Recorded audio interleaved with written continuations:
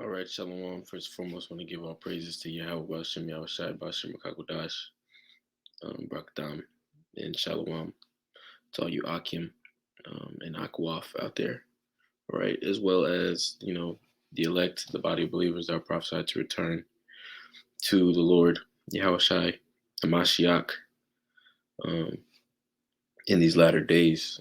Shalom to you all. And briefly in this sit down, I'll title it Deceitfulness of Riches. Um, I just want to touch on the nature of, um, you know, this monetary system, um, the dollar, um, and then I also want to touch on the uh, the mindset of a lot of retail investors. And when I say retail investors, I just mean like everyday people, um, like everyday people. You have institutional investors, which was like, big institutions, corporations, money managers, hedge funds, etc. Those are the institutional investors, are also called whales. But I primarily want to focus on like retail investors. So just everyday people, you know, and I just want to get into the environment that has been created by the powers to be, um, as far as the economy. Um, and when you look at the beginning of this whole ordeal, I mean, and even before that, I mean, the way that this monetary system is set up, around fiat currency. Um, Fiat currency in itself is deceitful. Um, so actually, let me start off with that. I'll get the definition of fiat money. It says fiat money is a currency, a medium of exchange established as money, often by government regulation. And this is the point: fiat money does not have intrinsic value. All right, fiat money does not have intrinsic value and does not have use value. All right. And, you know, fiat money at the end of the day is ultimately, it's a scam. All right. It's a trap. All right. And when you go into the scriptures, you quickly start to realize that real money, real wealth is, land. All right. Servants, um, gold, silver, and even things that people wouldn't normally consider money. Like you had, in the ancient world, you had salt, for example. People use salt. People use all type of things, but things that had an intrinsic, value, things that actually had, utility in people's lives. All right, but fast forward all the way to now, and you'll see that people, see dollars, and people see, numbers, in their bank account, and numbers on their, their banking app or whatever. They'll see these things, and they'll actually have, some sense of security in those things. All right. And it's all an illusion at the end of the day. It's all a part of, the deceit of the powers to be. And that's really what I want to touch on in this lesson. And then also, I'm going to play a clip by a guy. His name is George Gammon. He has a couple channels on YouTube. Um, One's name is, I think it's just George Gammon. And then the other one is Rebel Capitalist. And he's a macro economist, which just means that he basically, um, he looks at the economy from a wide point of view. He doesn't get too much into the nitty gritty, of economics, which is really hard to understand. He kind of brings out a lot of information, that everyday people, will understand, and he breaks them down. Good channel, I would check it out, or good channels, I should say. But I'm also going to play a video off of there, kind of explaining, um, what I'm getting into this in this sit down. I just thought it was really interesting and really edifying, you know, because you have a lot of people who really are under the impression that, crypto, you know, money and these things are gonna, deliver them, are gonna save them in these days to come. All right.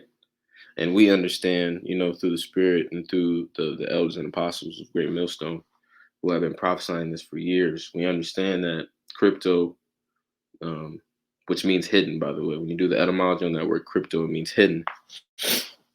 Cryptocurrency ultimately is a major component, all right, of the MOTB, all right, the mark of the you know what, the Revelations 13 to 16. All right, no man can buy or sell unless he have the mark. All right, crypto is a major component of that, you know, but the powers that be have done a really good job of selling it to the general public and especially the younger generation. They've done a really good job of selling it to them as a means to get rich quick, all right, and as a means to, decentralize, the monetary system, or, you know, um, um, another way they present it is, crypto is going to actually improve the monetary system and it's going to make it more fair, all right? It's going to make it more, equitable, which is the opposite of the truth. You know, it is only going to lead to total domination and total control of everybody's lives, you know?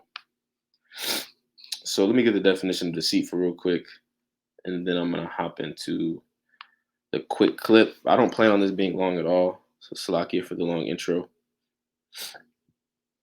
It says, deceitful, having a tendency or disposition to deceive or give false impressions, not honest, deceptive, misleading.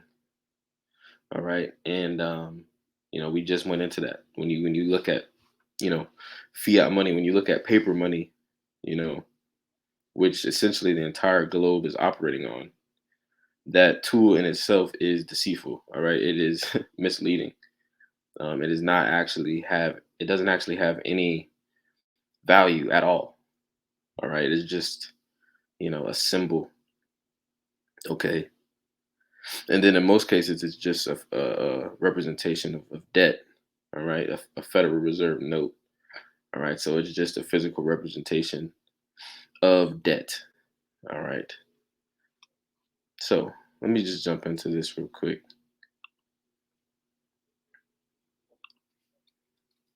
The last thing that I wanted to point out with this article is I wanted to illustrate the point that we've gotten the retail investor is really at a level right now, or their view of investing, I think this is the best way to say it, is they're completely disconnected with the underlying value of the asset they're purchasing.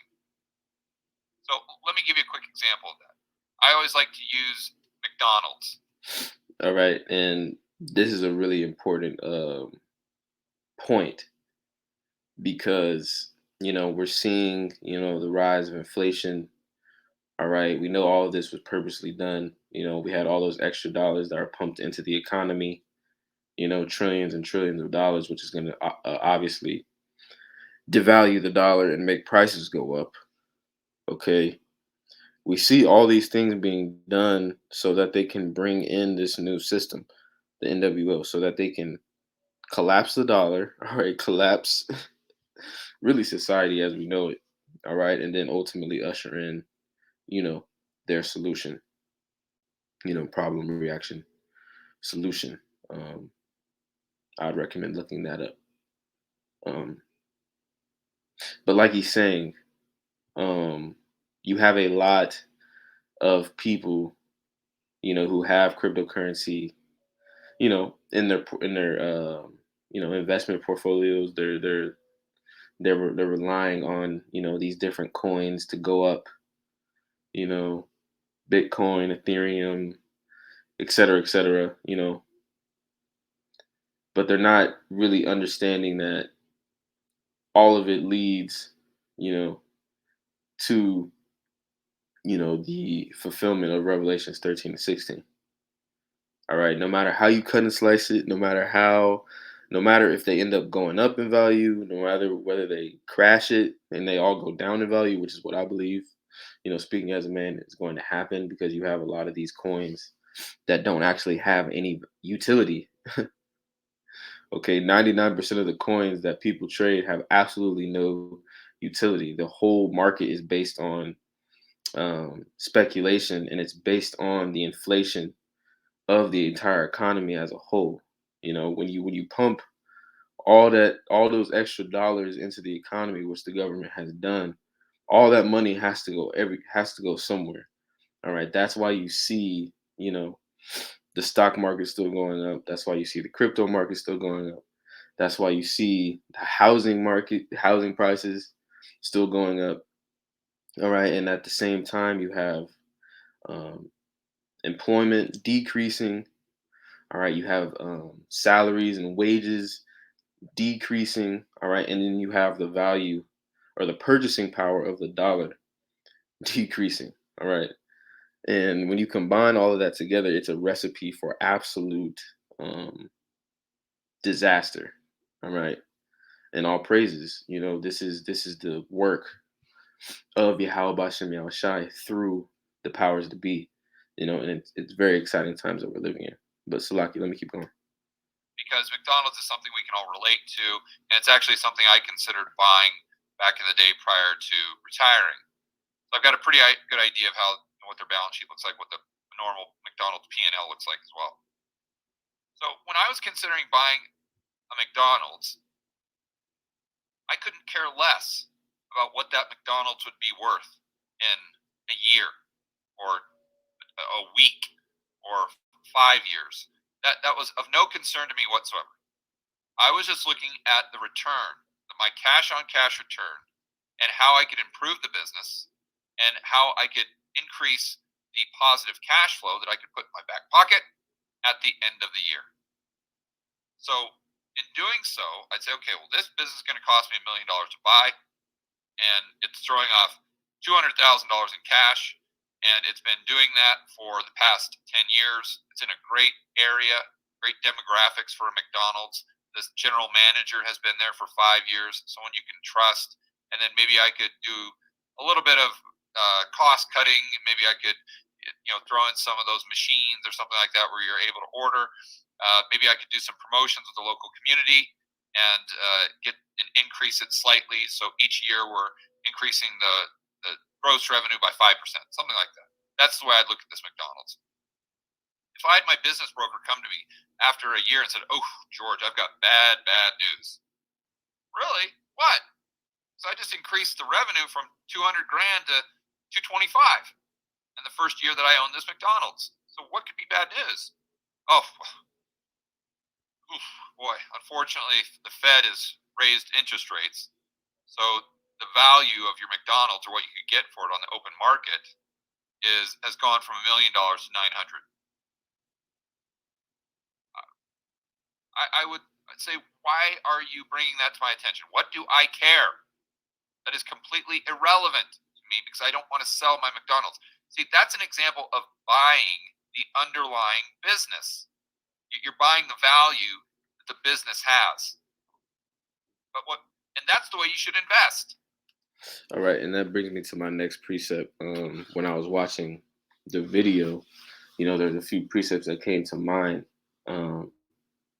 Because when you consider, this truth, when you consider, the business of the ministry, and when I say the business, I mean that in a sense of not necessarily, making money. I mean in the sense of like, the way that, the Akim conduct themselves, the way that they go about, all right, preaching, all right, and pushing the word. It is a very a serious thing. Okay. And when you come into it, um, it becomes, very evident, through the scriptures, through the prophecies, um, that what we're a part of is really the only thing of value, right, in the world, in this world. When you consider all these different things that people are doing, people who own businesses, people who, may have made a lot of money in crypto, all different type of things. We understand that this world system and everything that is a part of it ultimately is going to be broken down and is going to be destroyed and done away with. All right. And the kingdom of Yahweh Shai is going to be established. All right. That's where all the value is. That's where all that's where all of our energy, is invested. So let me grab this scripture real quick. This is Proverbs 23 and 23. It says, "Buy the truth and sell it not, also wisdom and instruction and understanding." All right. Let me read that again. It says, "Buy the truth and sell it not, also wisdom and instruction and understanding." All right. And this is what we are buying into. All right. The wisdom, knowledge, and understanding, of the Holy Scriptures. All right. And those things, as these prophecies take place, all right, as the famine comes, all right, as the storehouses become empty, like the scriptures say, while these things are taking place, the investment that we made it's only going to become more evident how valuable, all right, this truth, really is. It is the only thing, of real value. All right. So let me get another precept real quick. All right. This is Ecclesiastes 7 and 12. It says, "For wisdom is a defense, and money is a defense, but the excellency of knowledge is that wisdom giveth life to them that have it." All right. And I'm not saying necessarily that, you know, having money is wicked, or, having some money on the side, doing particular things isn't, you know, profitable to an extent. All right. But ultimately those things are not going to save you. Those things are not going to deliver you. All right. And those things actually, may end up becoming stumbling blocks, all right, at a particular point in time. All right. Especially as we get closer, to the MOTB. All right. And particularly crypto. Who's to say, you know, your crypto, your crypto gains, your crypto profits, lead you to believe that, you know, maybe you should, you know, maybe you are okay. Maybe you don't need, Yahweh Bashem Yahushai. Maybe, you can get a nice little apartment. You can get a nice little house. All right. Um, gain monetary gain isn't always, you know, spiritually profitable, if you can't handle it, you know. But ultimately, the difference between this wisdom, knowledge, and understanding is that, what we have leads to, eternal life. It leads to, that favor, um, that grace from Yahweh Shem Shai, all right, that we're going to need in these times to come. All right. Because we're going to need to be preserved. All right. We're going to need, divine spiritual intervention in these times to come. All right. So let me keep going. I mean, today it sounds almost shocking to say that. Like, what? What? Based on the value of the business? That doesn't make any sense. I just want to buy something because the price is going to go up. And you see, that's my point. That we are at. I would say, why are you bringing that to my attention? What do I care? That is completely irrelevant to me because I don't want to sell my McDonald's. See, that's an example of buying the underlying business. You're buying the value that the business has. But what, and that's the way you should invest. I mean, today it sounds almost shocking to say that. Like, what? What? Buy based on the value of the business? That doesn't make any sense. I just want to buy something because the price is going to go up. And you see, that's my point. That we're at a level right now where the retail investor, and I'm not saying all of them, but a lot of these retail investors, they don't even care what the underlying asset is. They don't even care if there is an underlying asset. It could be just some piece of paper, which at the end of the day is all really a stock certificate is. Or in this case, with Dogecoin or Shiba Inu or whatever, it's just code. So I mean, we could just use one of these pencils. If this pencil sold yesterday for, let's say, $1 million, and the retail investor thought that for some reason, just because Elon Musk was going to tweet about my pencil, let's say, and that would drive the value potentially up to 1.5 million. The majority of retail investors would rather buy this pencil for $1 million than buy that McDonald's for $1 million based on its cash flow. That's what I'm saying here.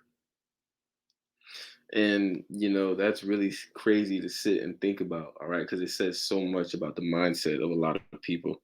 And it says a lot about the environment that's been created by the powers to be, like you said, it may seem like a far-fetched comparison, comparing, a pencil, to some of these assets like cryptocurrencies. But when you really go get into the crypto space, and I'm not into that anymore. I was before I came into the truth. When you look at some of these coins, and you look at some of these investments, they're complete jokes. All right, they're never going to be utilized. They're never going to be used. They have no chance of ever being used in the real economy or being utilized in a way that will actually, make money. But like you said, you have a lot of these celebrities, like Elon Musk is a prime example of the influence of, these people. All he has to do is tweet about something, and because of social media and because of this, internet, um, because of these things, you'll have something that is worthless essentially going up, um, in price. All right, and that's the point. That's the point. Let me keep going. So that's a very dangerous position to be in as a society. And when you're setting up your portfolio, I know it's very tempting to get into this position where you're just trying to pick things based on the price going up, right? Like you're looking at all these assets that you could purchase, and your decision-making process is just, well, which asset do I think has the highest probability of the price going up and the price going up the most, and then I'm just going to buy that. And he's spot on about the risk factor, about it being a dangerous game, right? Because we know we're dealing with the devil. We know we're dealing with, the most insincere, the most deceptive, entity, all right, that has ever graced the planet Earth, and that is, Esau Edom, all right, the international bankers, all right. And who's to say that they don't pull the rug out from a lot of these markets, all right, and crash them, all right, just so they can buy everything at a cheaper price, okay? Because going back to what I said, when you print all this money into existence, the money has to go somewhere.